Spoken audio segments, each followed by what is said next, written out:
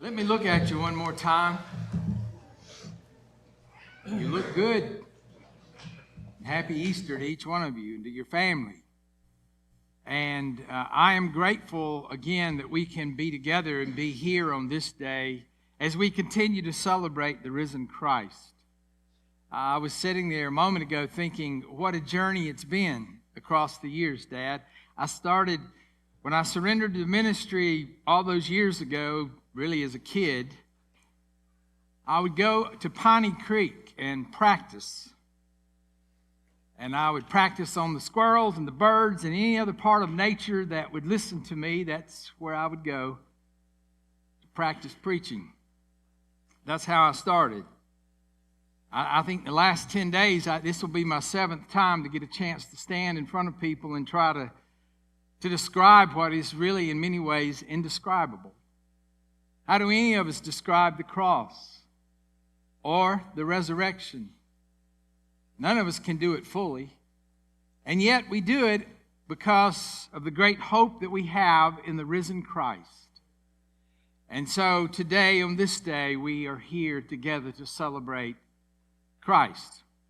And should I run out of steam, I need you to know, don't worry about it. If I run out, I can tag team. I've got a young man right here in the front pew, 88 years young, and he is still preaching. So I could tag team him. We'll be all right. I want to talk with you this morning just for a moment about learning to point beyond the obvious. And so I thought I would begin with the most obvious thing in front of all of us, and we all know it. When you're dead, you're dead. That's the most obvious thing any of us can say. When you're dead, you're dead. And everyone knows. Everyone knows that. We try to ignore it, avoid it. But it's obvious. It's over. It's finished. In the words of Jesus, it's the most obvious thing I could state on a day like today. Dead. The facts are the facts. And the obvious is impossible to ignore. It's so hard that many of us will never learn to see beyond the obvious. In the early hours of that first Easter morning, the women approached the tomb. Their hearts were heavy with grief and despair. They had watched the brutal crucifixion of Jesus. Their hopes had been dashed. Their dreams were shattered. Their hopes had been crushed beneath the weight of Roman oppression and cruelty in the form of a cross. Oh, they had so hoped. They had so hoped that Jesus, the Messiah, would be the one. That he would rise up and throw off the yoke of oppression. They had seen him across those years perform miracles. They had heard his gospel. They knew his message of hope and love. They heard him talk of a kingdom that was stronger and more enduring than an empire, a kingdom that was present and at work in the world, this world that we live in. They witnessed all of that. They loved him. They loved him with all of their hearts. And their hopes had been crushed. And as they made their way to the tomb that morning, their thoughts were consumed by the finality of his death. It was the end of all they had believed in and hoped for. Because when you're dead, you're dead. And Jesus was dead. It was obvious. All who were there that day, all who witnessed it, including the women, They had seen him die. They had seen him breathe his last, give up the ghost, cry out, "It is finished." I mean, the only thing you can do with the obvious is to face it or accept it.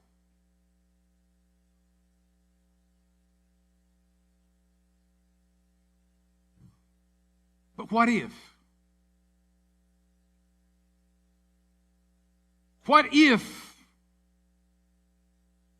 death is not the end? What if death became a doorway? What if it became a doorway to envision something more? What if through his very death, something was born into the world that gave us the ability to see the possibility of something more than the obvious? What if we could learn to point beyond the obvious? I'm just asking, what if? What if? Now, I do realize it's at this point that some, maybe some of you, would insist that there's a vast difference in fact and fiction. Death is a fact. So some would say, well, there's this real difference in fact and fiction. But I would remind you on this day that I'm not here simply to try and convince you of the historical evidence that we have of the resurrection of Jesus. Yes, we have that. We believe that. But I'm here to try and point you toward something else. I want you to understand that fact and fiction both point toward something bigger and better and more beautiful than fact and fiction. They point toward truth. We don't talk a lot about truth in our time.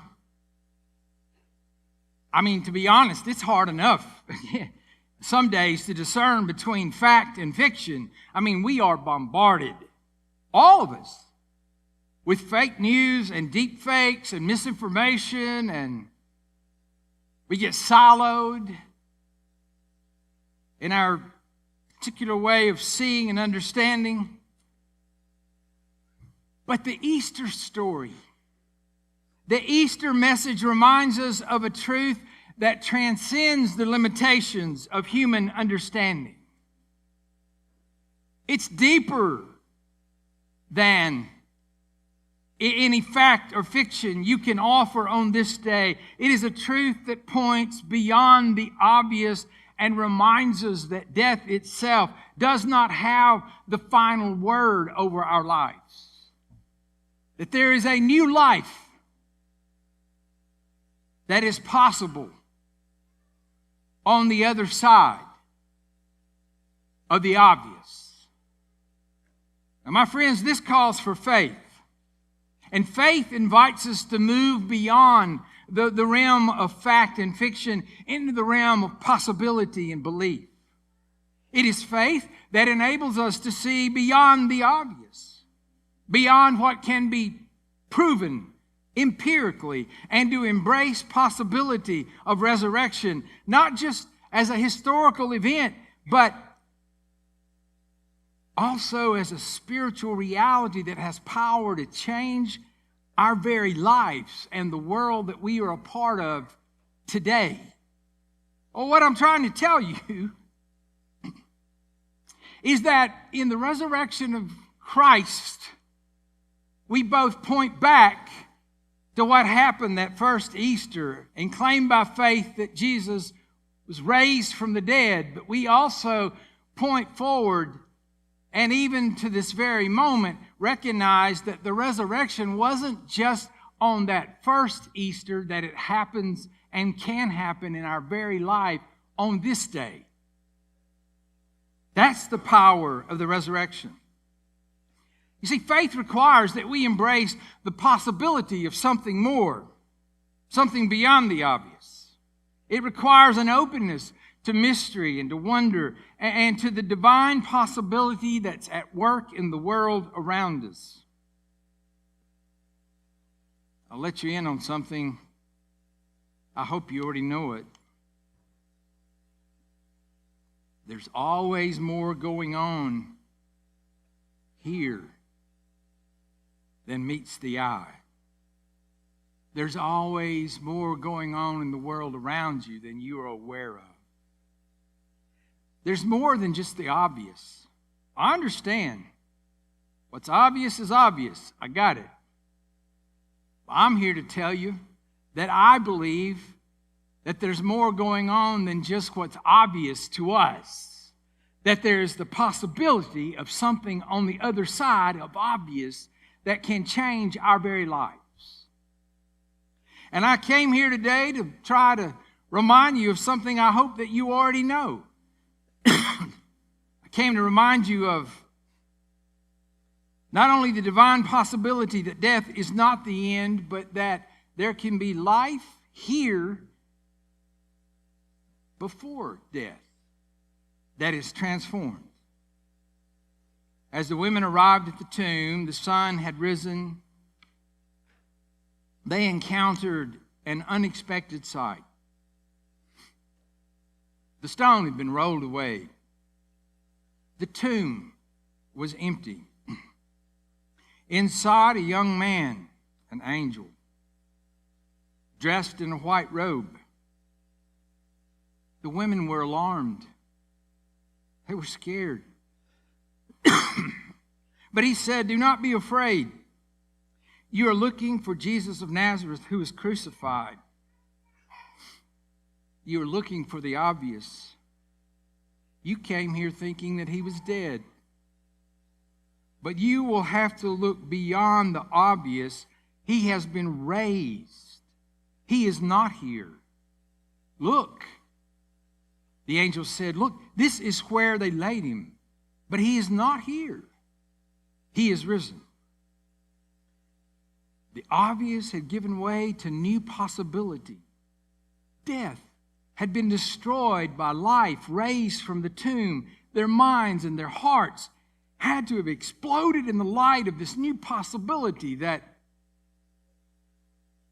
they had never even been able to imagine. In that moment, the women were filled with fear and amazement, hope and joy. They became, quite honestly, the first witnesses to the resurrection. They were the very first evangelists, if you will. They were the ones that pointed beyond the obvious to the possibility of new life. So I know you know the story. My friends, don't you see? Jesus' empty tomb, pointing beyond the obvious to the possibilities before us. Don't you see? The resurrection of Jesus pointed beyond what everyone in his world thought was obvious. What was obvious in the day of Jesus is that Rome was in power. That Rome was an empire that would live forever. That Rome was the one that controlled the destiny of the people. That it was Rome. And if you didn't fall in line, if you dared dissent, there was always the cross. That's what was obvious. But in light of the resurrection of Jesus, there was a new possibility that burst into the world, a challenge to the power and authority of the empire, which sought to control through fear and violence and oppression, Jesus being raised from the dead. It pointed beyond the obvious that true power comes not from military might or political dominance, but from humility and love and service, that true power comes from above. You see, what was obvious in the day of Jesus is that there was a system and a tradition and rituals that were to be followed, and that's the way you found a sense of being made clean and pure and righteous. The resurrection of Jesus pointed beyond the obvious to the possibility of something new, that something like a new life. You yourself could have a new life. Don't you see, my friends? Jesus' resurrection changes everything. It points beyond what has been and what is to what yet could be.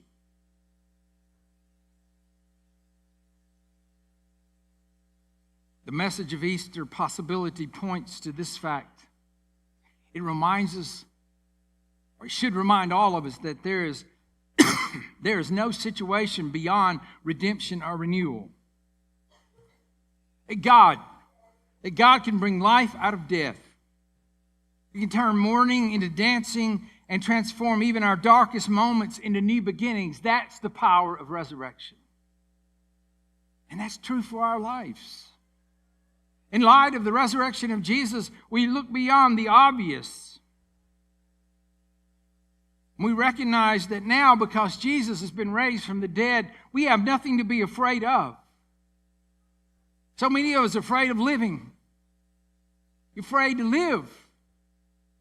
And some of us are afraid to die.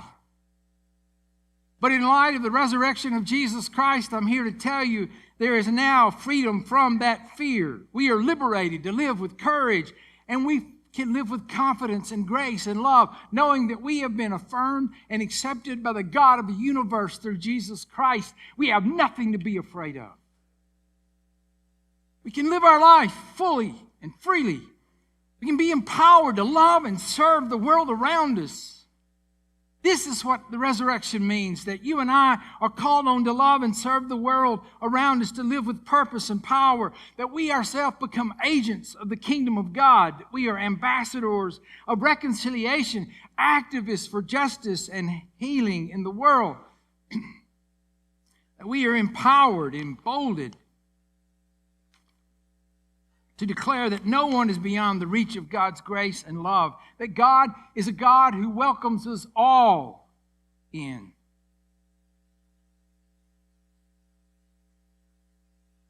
And so the light of the resurrection of Jesus Christ calls all of us to look beyond the obvious. I know what the world looks like. I know the brokenness. I know even on this moment in history, there are people who are dying from war, and there are people who are starving to death. I understand the world. I do get it. I know what's obvious. What I came here to remind you of is that there's something more going on in the world than just the obvious. I came here to point beyond the obvious, to say there is a possibility of something better in this world through our very lives, because Jesus Christ is raised from the dead. And you and I we're called on to be those agents, to be those ambassadors, to make that change in the world. We are called on to embrace resurrection as a possibility and power for our lives, to be open to the Spirit of the living God, to live beyond the obvious. We Christians are called on to be people of possibility. We understand the hard things. We know about brokenness. We know that there's no guarantee in the sense of you get to avoid any of the suffering or hurting or struggles of life. We understand all of that, but we still, at the very core of our being, are called on to be people of possibility. And the basis of that for my life and your life is the fact that Jesus Christ was raised from the dead, and that what was at one time obvious, when you're dead, is not so obvious anymore. Now there's a life, a spirit that moves throughout the universe, that moves throughout your very lives, that lifts you up, that inspires you, that empowers you, and gives you the ability to be the people that you were called on to be. Friends, Easter is not just a reminder of what happened on that day. It's better and more beautiful than that. It is a present reality that invites us into a new possibility of our very life. Through the resurrection of Jesus, we are invited into a new reality where despair can give way to hope and death can give way to life. May we be reminded this Easter that all things are possible with our God. May we be reminded that God Himself is making all things new. And maybe, just maybe, on this Easter, we could count ourselves in that group that's being made new in the Spirit of Christ. May we ourselves become a new creation in the dawning of this new day. I don't know your life. I don't know the real struggles. Most of us keep all of those hidden pretty close. I don't know your disappointments. Some of your joys and celebrations I know, but I don't know all of them. What I do know on this day, that in this world of the obvious, there's something more that wants to be born and birthed out of your very experience in life, and it's brimming with possibility.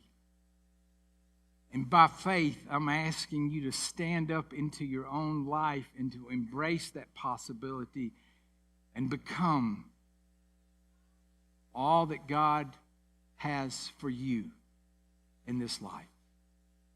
On this day, I ask that you join me in this moment as a person of faith who believes in possibility, free and open to the possibilities that maybe you've not yet lived into. I'm asking you on this day,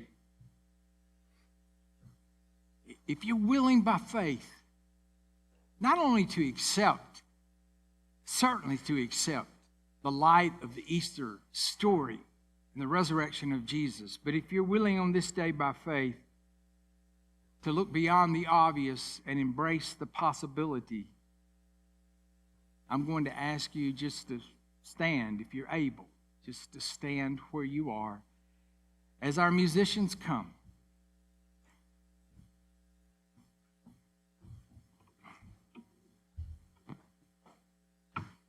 And in your own life, in this moment, I invite you to think about in your life, what are the possibilities that you've not yet lived into? What is God calling you to? What on this day could you experience that would bring a newness into your life on this Easter Sunday morning? I invite you to come. I'll stand in the front. I'll gladly receive you this day as we continue to worship together. Would you come as we sing?